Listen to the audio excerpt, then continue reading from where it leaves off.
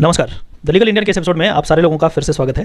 दोस्तों ये वीडियो बिल्कुल अलग तरीके का है। हमारे पास एक स्टूडेंट हमारे यहाँ पे बैठी हैं जो काफ़ी दूर से यहाँ पे कुछ सवाल लेकर कर मेरे पास आई है और इनको इसका सॉल्यूशन चाहिए था। मुझे दुख भी है कि इनको 1 घंटे से ज़्यादा का वेट करना पड़ा एक्चुअली, और मैंने कराया जानबूझ करके नहीं, बट कोई मीटिंग थी और उस मीटिंग में मैं व्यस्त था तो ये वेट करती रह गई और अभी करीब 8 बज रहे हैं। बट इनका क्वेश्चन था तो ये क्वेश्चन लेना बहुत ज़रूरी है। आई एम वेरी श्योर कि ये जो क्वेश्चंस हैं वो लेजिटिमेट क्वेश्चंस हैं और मैं चाहता हूँ कि ये जो क्वेश्चंस हैं तमाम लॉ स्टूडेंट्स के मन में ज़रूर आता होगा। मैडम सबसे पहले अपने बारे में कुछ बताएं इनको और उसके बाद आप मेरा इंटरव्यू करेंगी। पहले आप बता दें। I am Pratyusha Chatterjee, I am from Kolkata. Right now I am doing law from Asian college which is situated in Noida. So I have some questions and doubts as well. I want some answers from you. अच्छा ठीक है, तो क्या है आपका doubt क्या है? Just tell me one by one. मैं आपके सारे डाउट्स जो आपके पास हैं और जो आप लिख करके लाई हैं will take up those doubts और कोशिश करेंगे कि इसे और भी लोग देख पाएँ और उनका भी कुछ ना कुछ जो है भला हो पाए। तो आप बताइए कौन सा डाउट है पहले? Sir, how to study case laws in detail, मतलब टाइम कैसे निकाले? Case laws. Yes sir. आपके कॉलेज में केस लॉज पढ़ाए जाते हैं? पढ़ाए तो जाते हैं लेकिन according to our teachers they are saying that we have to just go through the ratio of the case.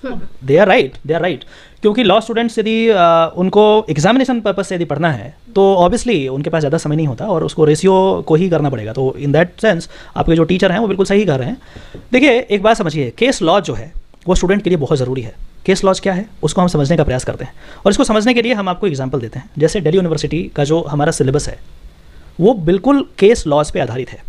मतलब जो सिलेबस है उसके लिए आपको सुप्रीम कोर्ट या फिर हाई कोर्ट का जो जजमेंट है उसको पढ़ना अनिवार्य है, ज़रूरी है, नेसेसरी है। यदि आप उसको नहीं पढ़ेंगे तो फिर आप मुश्किल में पड़ जाएंगे। अभी नहीं, बाद में। कैसे वो मैं बताता हूँ। केस लॉज में जब आप पढ़ते हैं तो दोनों चीज़ें होती है, आर्गुमेंट्स एंड काउंटर आर्गुमेंट्स।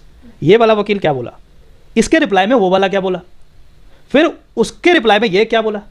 पूरा एक सिस्टमेटिक तरीका होता है। जब आप किसी चीज़ को ड्राफ्ट करते हैं, कोई केस आया माननीय कोर्ट में, तो फ्रॉम वेरी इंसेप्शन क्या क्या चीज़ें हुई। तो जब ये चीज़ कोई लॉ स्टूडेंट पढ़ता है तो जो आइडिया उसके दिमाग में होगा, जो सब्जेक्ट का ज्ञान होगा, नॉलेज होगा, वो एक हॉलिस्टिक नॉलेज होगा कि अच्छा ये वाला चीज़ ऐसे ऐसे ऐसे ऐसे ऐसे होता है, यहाँ से शुरू होता है और यहाँ तक ख़त्म होता है। बट अब इसमें प्रॉब्लम है, इसमें समस्या यह है कि इतना समय कहाँ से लाएंगे। एक केस पढ़ने में हो सकता है कई दिन लग जाए। एक केस हो सकता है कि ये जो बुक है मेरे पास अभी रखा हुआ आईपीसी का, आप देखिए ये बुक जो है इतनी मोटी बुक है कि इसमें कितना पेज है, जरा देख के बताओ कितना पेज है। मोर देन 1205 से ज़्यादा है। हो सकता है कि ये बुक जो है, ये बुक पढ़ने से आपको पूरा आईपीसी का नॉलेज मिल जाएगा। It is very much possible that कोई भी एक केस इससे ज़्यादा पेजेस का हो जाए, सिर्फ एक केस। और एक सब्जेक्ट में आपको कम से कम 100 से ज़्यादा केसेस, रेलिवेंट केसेस, वैसे तो बहुत सारे हैं, रेलिवेंट केसेस 100 से ज़्यादा पढ़ने होंगे। आप समझिए कितना पढ़ना है आपको, क्या लेवल होगा, कितना पढ़ाई करना होगा। वकील ऐसे बनते हैं। समय तो लगेगा मैडम, मेहनत लगेगा। केस लॉ पढ़ना मुश्किल ज़रूर है, लेकिन यदि आप ढंग से पढ़ेंगी तो लॉन्ग टर्म में जो कंसेप्चुअल क्लैरिटी होगा वो होगा।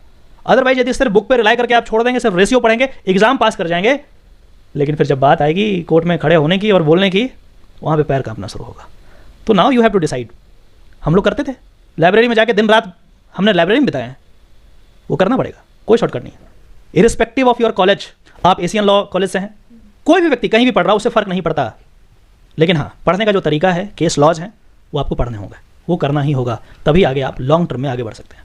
ठीक है, आप बताइए आपका दूसरा क्वेश्चन क्या है? सर, जैसे कि स्टूडेंट्स के मन में ये डाउट रहता है कि नॉन एनएलयू और नॉन ड्यू वाले जो स्टूडेंट्स जो प्राइवेट लॉ कॉलेजेस से लॉ कर रहे हैं तो they are not competent enough to be a good advocates.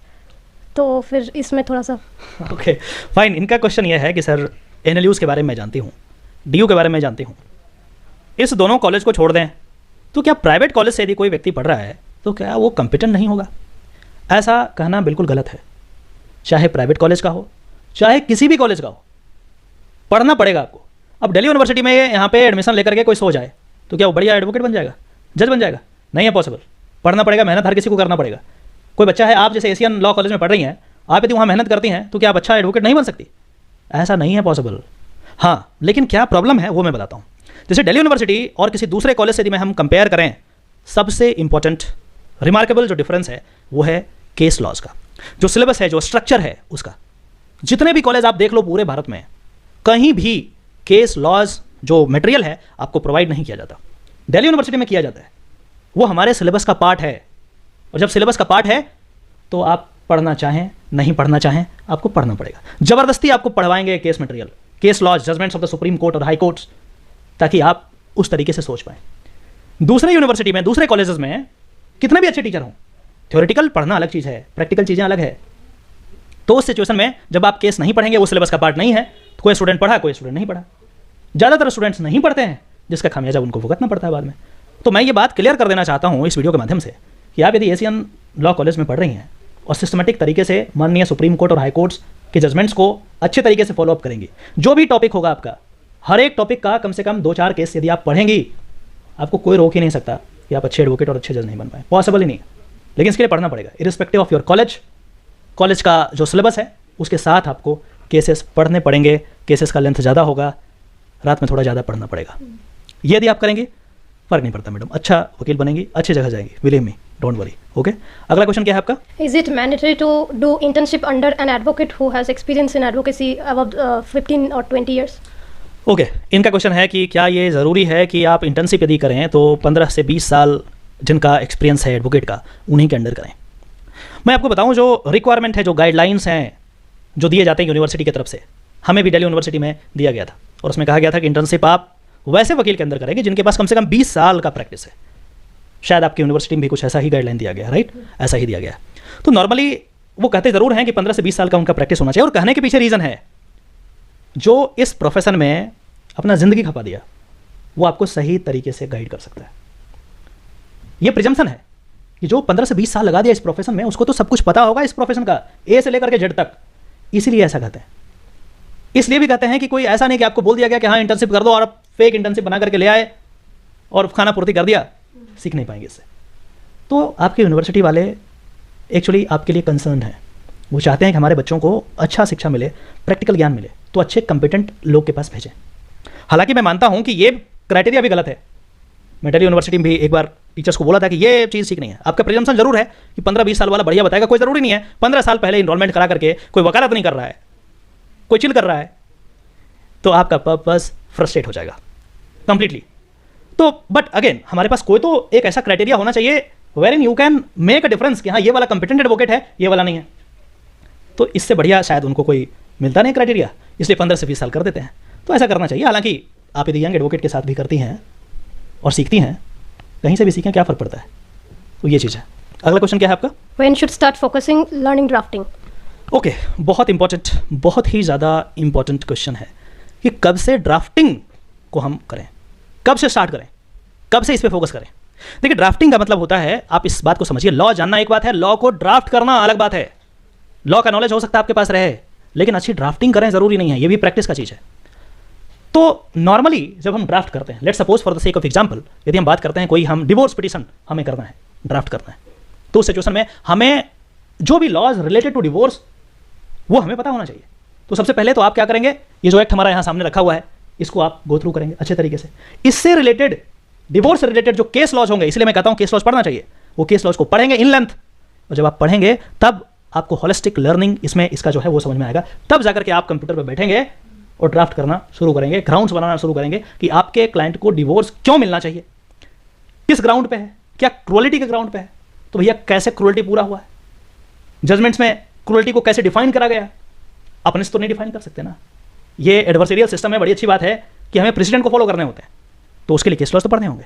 जब आप ये चीज़ हो जाएगा तब जाकर के आप ड्राफ्टिंग स्टार्ट करेंगे, और ड्राफ्टिंग करके अपने सीनियर से चेक कराएंगे, वो गलती ढूंढेंगे, फिर आपको फटकार लगाएंगे, फिर आप गलती करेंगे, फिर डांट सुनेंगे। ये प्रक्रिया ऐसा ही चलता रहेगा, और ऐसे यदि करेंगे तो एक समय ऐसा आएगा जब आप सीख जाएंगे, ठीक ठाक ड्राफ्टिंग कर लेंगी। और ड्राफ्टिंग मेन चीज़ है, बिना ड्राफ्टिंग का कोई भी केस सस्टेन नहीं कर सकता, ये चीज़ है। सर मतलब फर्स्ट ईयर से या फिर सेकंड ईयर से ड्राफ्टिंग शुरू कर सकते हैं? देखिए, ड्राफ्टिंग शुरू करने का मैंने आपको आइडिया दिया कि आपके जो रेलेवेंट लॉज हैं वो कंप्लीट होने चाहिए। अब अपना सिलेबस देखिए, मुझे नहीं पता कि आपके कॉलेज का क्या सिलेबस है, लेकिन जो मेन जैसे मान लो क्रिमिनल का यदि ड्राफ्टिंग करना है तो आईपीसी, सीआरपीसी, एविडेंस लॉ, ये कंप्लीट होना चाहिए। अब जिस सेमेस्टर में ये तीनों कंप्लीट हो रहा है, मान के जो चौथे सेमेस्टर में कंप्लीट हो रहा है, तो 5वें सेमेस्टर से आप करना शुरू कर दीजिए, क्योंकि विदाउट रिक्विजिट नॉलेज आप कैसे करेंगे ड्राफ्टिंग। यदि आपको सिविल का करना है तो देखिए जाके सिलेबस में सीपीसी का पढ़ाया जा रहा है ना, तो वो डिपेंड करता है, हर एक कॉलेज का अलग अलग है। तो आप अपने सिलेबस के अकॉर्डिंग आप चेक कर लीजिए, और जब आपको लगे कि हाँ मेन चीज़ कंप्लीट हो गया है, तो आप किसी एडवोकेट के पास जाकर के ड्राफ्टिंग सीख सकते हैं, उनसे चेक करा सकती हैं। ऐसे ही होता है, हमने भी ऐसे सीखा, आपको भी ऐसा सीखना होगा। और भी जो लोग वीडियो देख रहे हैं सबको ऐसे सीखना, कोई शॉर्टकट है ही नहीं, कोई शॉर्टकट नहीं है, करना ही पड़ेगा, दूसरा कोई ऑप्शन नहीं है मैडम। ठीक है, अगला बताइए। Sir last but not the least, time management. Time management एक ऐसा सवाल जो हर एक लॉ स्टूडेंट के मन में होता है। टाइम को कैसे मैनेज कर लें? सब कुछ तो हो गया, टाइम कैसे मैनेज करें?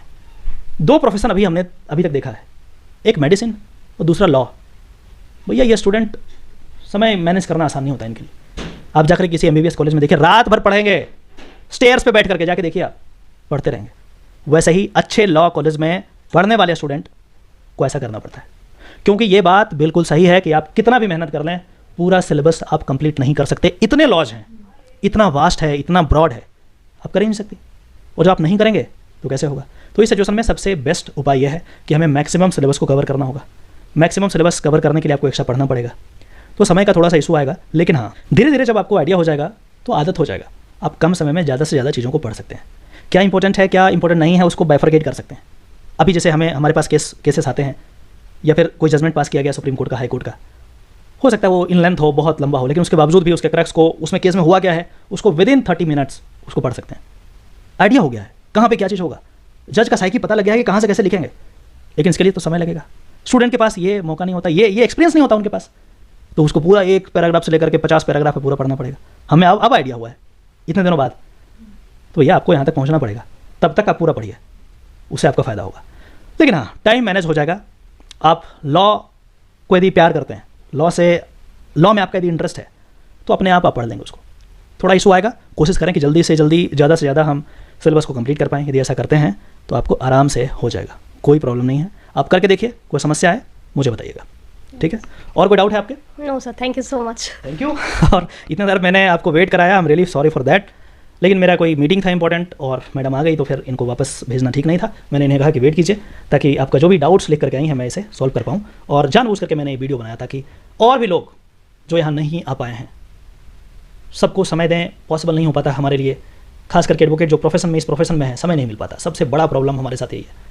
लेकिन आप इतने दूर से आए हैं और इनको वापस नहीं कर सकते, पॉसिबल नहीं है। इसीलिए इस क्वेश्चन के माध्यम से बहुत सारे लोग को ज़रूर फ़ायदा होगा। यदि ऐसा होता है तो आप नीचे ज़रूर कमेंट करेंगे और हमारे इस वीडियो को लाइक करेंगे और इस चैनल को सब्सक्राइब करेंगे, ताकि इसी तरीके का लीगल, ऑथेंटिक लीगल जानकारी जो है आपके डोर स्टेप तक, आपके कॉलेज तक, आपके स्कूल तक मैं पहुंचाता रहूं। चलिए फिर से मिलते हैं किसी और टॉपिक में, तब तक के लिए नमस्कार। बहुत बहुत धन्यवाद आपका वेट करने के लिए। Thank you so much sir. All the best, keep working hard.